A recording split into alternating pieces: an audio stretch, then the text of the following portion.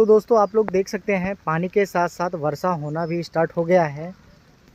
अब दिक्कतें और ज़्यादा बढ़ रही हैं। और जिसमें हम लोग रहते थे घर में, देख सकते हैं इसकी हाइट 8 फीट थी और 1 फीट बचा हुआ है और बाकी पूरा का पूरा पानी में डूब गया है, जो कि देख सकते हैं। और पानी कम नहीं हो रहा है, बढ़ता ही जा रहा है और बारिश भी तेज़ी में हो रही है। अब दिक्कतें और ज़्यादा बढ़ रही हैं और मैं आप लोगों को आगे अपडेट देता रहूँगा। तो चैनल को प्लीज़ सब्सक्राइब करें और वीडियो जितना शेयर हो सके उतना शेयर करें दोस्तों।